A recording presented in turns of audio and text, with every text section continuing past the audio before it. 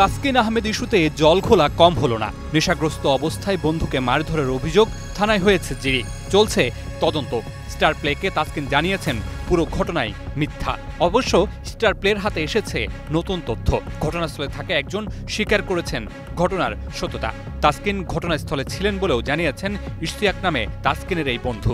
যে ব্লেমটা আসতেছে আমাদের উপরে, আমরা তার সাথে মানে চিট করছি বা ফিরে মানা হয়েছে জিনিসগুলা, তো এটা পুরোটাই মিথ্যা। মারবে একজন, নাম করবে আরেকজন, এই জিনিসটা পুরোটাই মিথ্যা ভাইয়া। আপনিও ঘটনাস্থলে ছিলেন? আমি ছিলাম, আমাকে সড়ক ডাকানো হয়েছে ভাইয়া। তাসকিন ভাই তো ছিল না? ছিল, গাড়িতে ছিল। সেই আমাকে ফোন দিয়ে ডাকাইছে। আমি বলবো, সব বলবো ভাইয়া।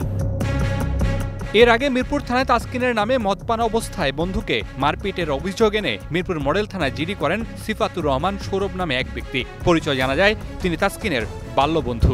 অভিযোগকারী জিডিতে উল্লেখ করেন অন্য বন্ধুর মাধ্যমে ডেকে এনে গাড়িতে তুলে মারধর করেন তাসকিন। এর আগেও এমন ঘটনা ঘটিয়েছেন বলে জিডিতে জানান অভিযোগকারী। থানায় জিডির সত্যতা নিশ্চিত করেছেন মিরপুর মডেল থানার ওসি সাজ্জাদ রহমান। শোরুমে একজন ব্যক্তি তাসকিনের বাল্যবন্ধু, উনি একটা অভিযোগ করেছেন তার স্ত্রীর সাথে তার বন্ধুত্ব বিষয় নিয়ে কথাকাটি হয়েছে, হাতাহাতি হয়েছে।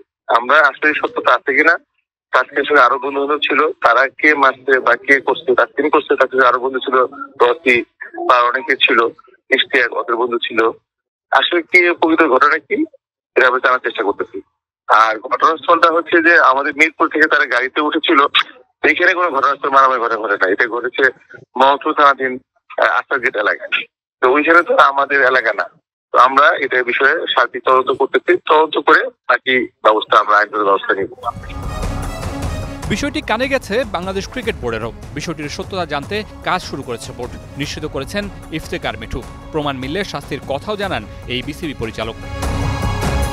তাসকিন বাংলাদেশ ক্রিকেটের সম্পদ, জাতীয় সম্পদ। কিন্তু জাতীয় দলের একজন আইকন ক্রিকেটারের বিরুদ্ধে যখন এমন অভিযোগ উঠে, সেটা ভাবতে বাধ্য করে। Mamunur Rashid, star news, Dhaka.